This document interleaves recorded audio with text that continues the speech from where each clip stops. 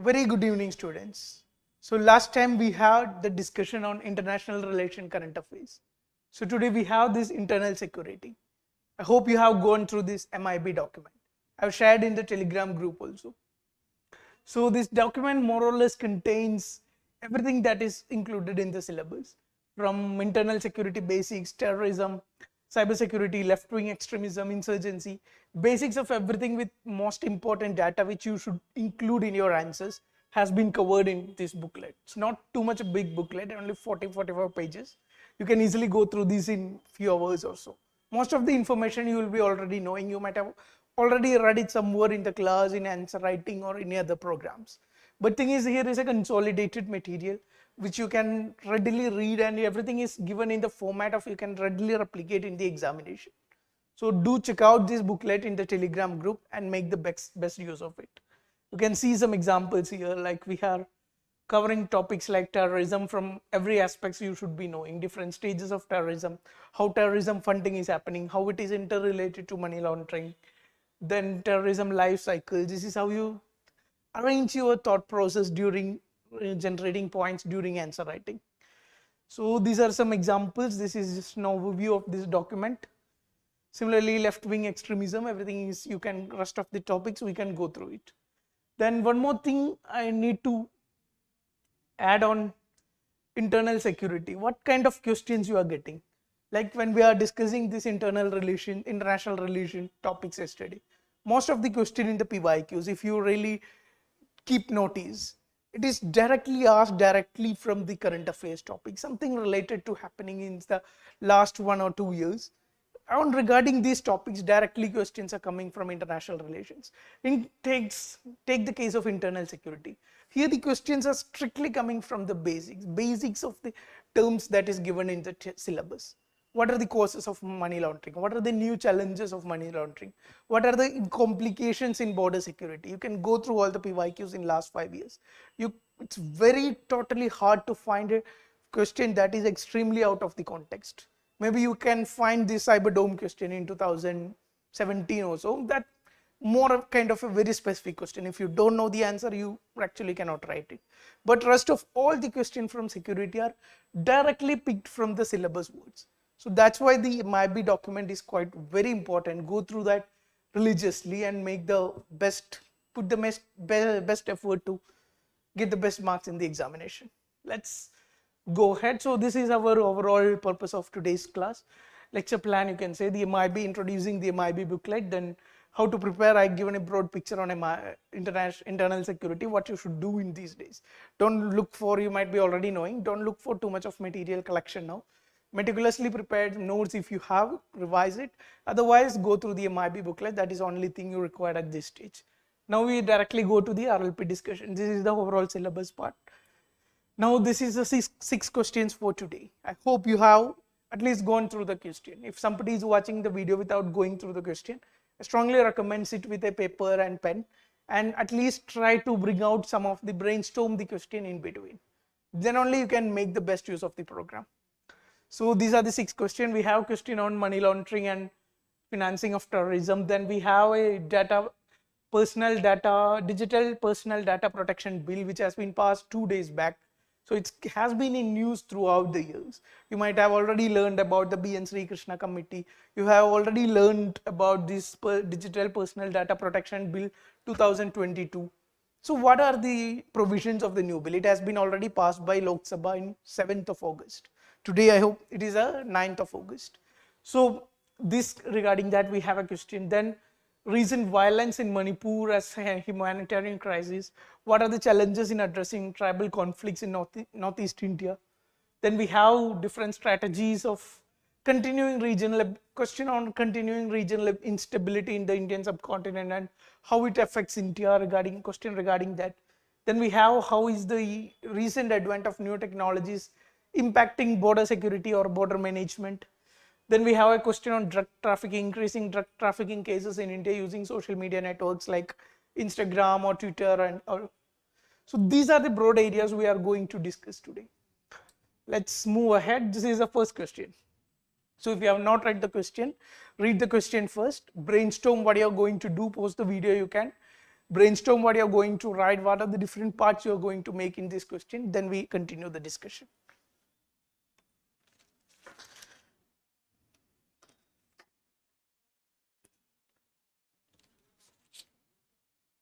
Yeah, I hope you have done the process.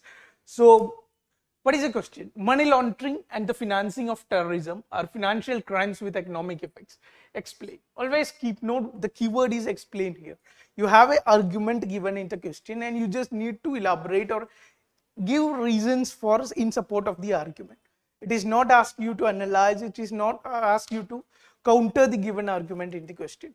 So we have a statement and asked to explain. So what will be different parts of the answer? As we know, introduction, body and conclusion, we go with the standard format. And in introduction, especially in these kind of questions, in introduction, you have already a statement, there is a keyword also. So you can go either with a definition type of introduction, defining what is exactly money laundering. Then you can give, if you have remember some data, you can give some data regarding that. Then you can substantiate the statement, put an argument by substantiating the statement regarding this. So all this should include only, like we have done this exercise yesterday. If you have 2 pages of fill, defining money laundering will be your introduction. Then you will have a 2-3 line conclusion. Then everything that is coming under the introductory part, that is, we are trying to substantiating the XYZ statement that is given. Everything that should take only less than half page of the first page, half of the first page, less than half of the first page it should take. Now in the next part, we directly come into key part of key argument of what is given in the question, that is economic effects of money laundering and financing of terrorism. Then this should be around 70% of your answer, and it should have more examples, it should have more different arguments. Then if required, you can include a way forward. It can be very minimalistic, it can be in a diagrammatic format. Then you can write a 2-line conclusion and finish your answer. I hope nobody has issues with the structure. Always keep in mind your answer, major part of the answer should be exactly what is asked or exactly what is the objective purpose of the question. Don't make a mistake here. If you make a mistake here, everything, facts, data, examples, whatever you bring into the paper, there is no way that can be awarded the marks. So keep in mind this so much, like in all our discussions, we are highlighting this so much. Like addressing the demand of the question, you will get the marks. So do focus on, while structuring your answer, which part of your answer should have greater weightage or greater space allocation. Be very clear on this aspect.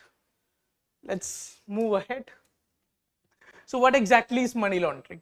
Money laundering refers to the process of making illegally obtained funds, often derived from criminal activities, appear legitimate and clean. So what does this whole mean? We have so much of fund. How you are obtained this fund? It may be through legitimate means. If it is through legitimate, doing some legitimate business, it is not shown in the tax returns, it is not shown in the tax documents. So this is something like black money. Or you have derived funds out of illegitimate businesses, which includes drugs trade, which includes all different kinds of illegal activities. You can see kidnapping. All these activities can be through those sources. If you have raised some funds, all these funds we have. Now, if you directly go and spend these funds, or you directly try to utilize these funds, so very easily you will be caught. All this network, all these background side networks will be caught and brought into light. So somehow this fund has to be converted or appear to be cleaned money or appear to be a legitimate money, and this whole process we call it as money laundering. If you study money laundering technically, it basically contains 3 steps. At least remember these 3 steps. Whenever you have to generate different points in money laundering related question, think from this perspective. The first step is, you might be already well aware of it, placement. The second step is layering. And the third step we have is integration. What does placement means?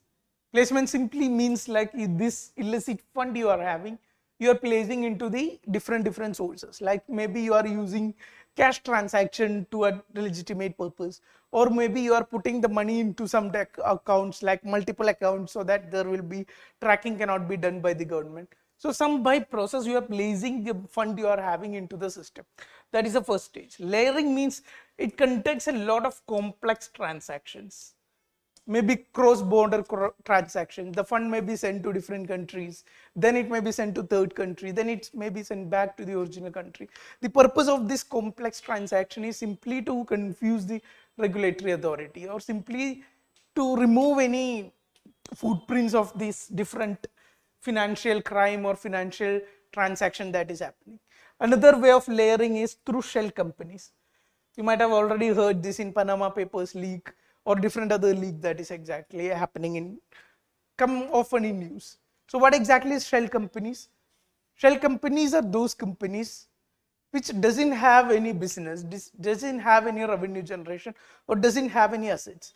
These companies are proxy companies which are only created for transferring money, as a channel for transferring money. So these are different ways of layering, either through complex transaction, which can be done mostly done through shell companies.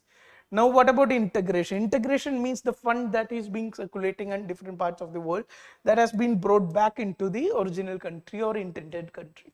Here it can be done through transfers into legitimate accounts, or it can be done to purchase of different assets like real estate or cars or luxury assets or something like this. So these are basic three stages of money laundering. More than understanding these steps of money laundering, what you should keep in mind is, when generating points for money laundering, you should think on these lines. Then it will be very easy to generate 1-2 points on each of these. You will get 5-6 very specific points related to money laundering. The whole process of brainstorming become easy if you have this structure in mind. Now the second part of the introduction, you can think of role of money laundering in financing the terrorism. Here you can include different points like, what is, let me clean the paper. What is exactly the role of money laundering in terrorist financing or financing the terrorism? The most important role is sourcing the fund. Sourcing fund, how they are getting the money, to maybe legitimate businesses, or maybe through charities. Charities can come from developed countries, charities can come from developing countries. So sourcing all these funds into a legitimate or pseudo legitimate effect, that is the purpose that is done by money laundering in terrorist financing. Secondly, there are a lot of other purposes like facilitating the movement of funds across the borders, exploiting weak regulatory networks, similarly bypassing the regulations, integration into legitimate economy. All these different steps you can write. You can just show this as a diagram also. At least 2-3 points, that is all enough. Let's move ahead. Now this should be the major part of your answer. That is economic effects of money laundering and financing of terrorism. What you are going to write here? How you are going to think? How you process it? What we require is economic effects.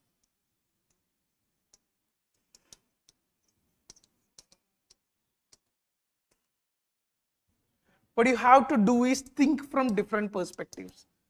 Think from different stakeholders. Who are the economic stakeholders? One is the government, and then public institutions will also come a part of it. Second, we have the financial sector.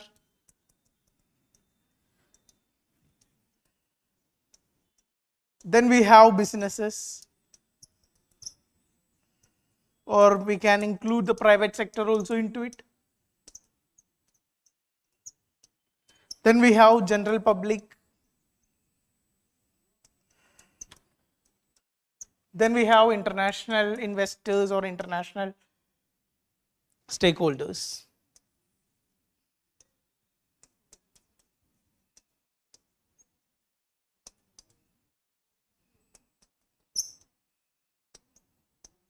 Now, how exactly is money laundering impacting each of these stakeholders? You can very easily think at least 1, 2, 3 dimensions on each of these sides. How government or public institution will be impacted by money laundering? There will be loss of trust, loss of public trust, like we have seen in the case of Mehul Choksi, Nirav Modi case. Something like a very big magnitude crime is coming. The government, people will lose trust in the regulatory bodies, including the RBI or whatever is the regulatory body. Secondly, you can see money laundering, at first it is an economic crime.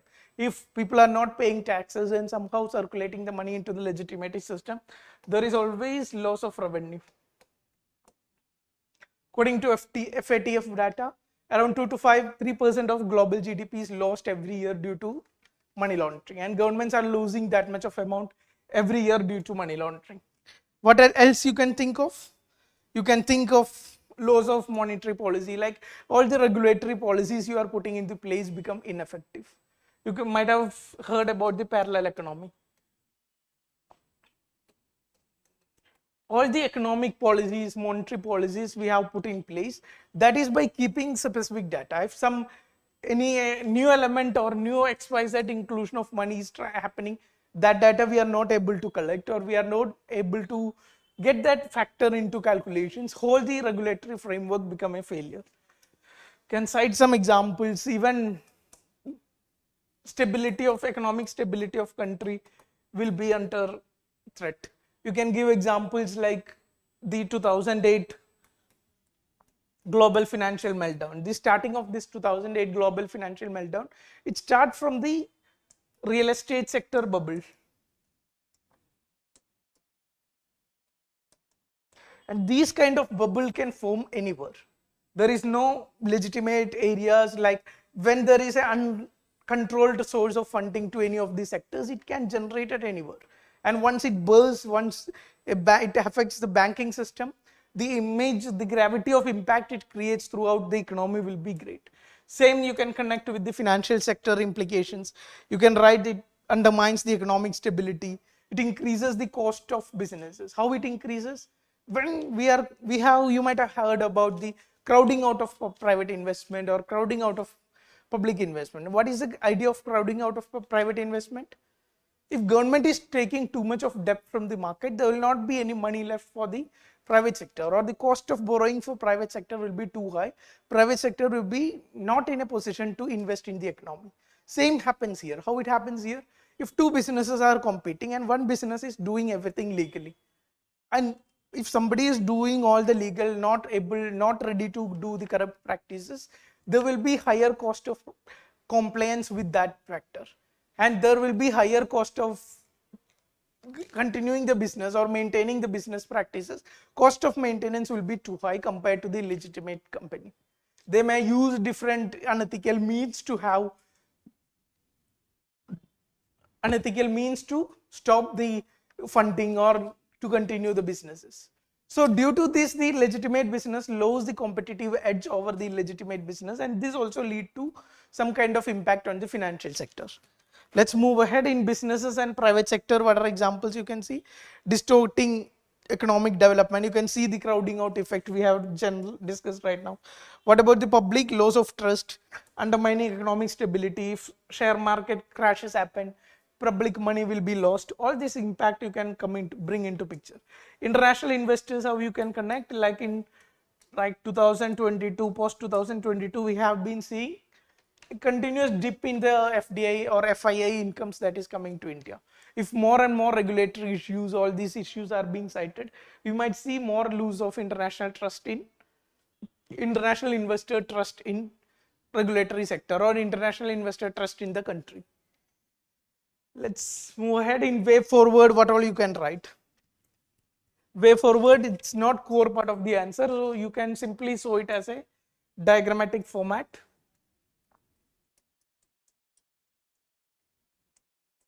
You can include points like strengthening legal system.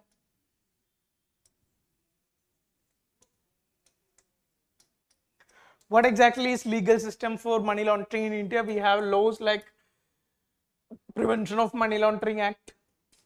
Then we have Foreign Exchange Management Act. All these acts can be revamped or can be revised depending on new challenges. New challenges, what are? We have algorithmic trading coming. We have so much of new technological aspects and you can see the online digital transaction trend in India. So all the framework under which the money laundering was happening 20 years back, today it's totally different. To adapt to the new changes, you can bring in the different changes in the legal system. Same can go with the institutional framework. Institutional framework means which institution is carrying out the investigations, like enforcement directorate or other institution which are also a part of this, you can cite on this. Then you can bring out the awareness programs where people as well as businesses are made aware of different money laundering, risks of money laundering. Then you can have encourage cooperation between international cooperation. What it includes? It includes data sharing. It includes data sharing, especially with tax havens countries. This also include, recently this G7 deal is going on between global minimum tax, like global minimum corporate tax. What exactly it does is, nowadays every country is free to decide its own global minimum taxes. So some country have decided floor of the tax at so low that it lead to creation of tax havens. Now to remove this global minimum corporate tax has been discussed in G7 and after FATF and after this. So this has been on talks in news, even though this has not been materialized. So bringing of this can reduce the impacts of tax havens in the global network of funding. Similarly, you can write answers on options on strengthening FATF frameworks. You already might have heard about grey listing Pakistan in the recent times. So these kind of practices you can cite. So overall framework in way forward, you can include 4 or 5 points from these and don't need to explain too much of it. You can show it in the diagrammatic format also. Keep it as minimum as possible. Let's move ahead. So this is the second question. Go through the question, brainstorm, then we will start the discussion.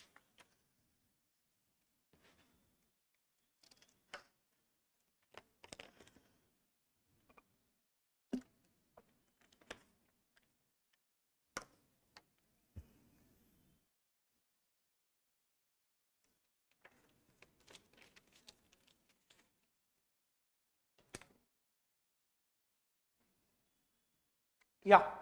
So we have this digital personal data protection bill that is being passed by Lok Sabha on 7th of August. So what exactly are the provisions of this act? We will see in this discussion. Let's read the question once. The Digital Personal Data Protection Bill 2020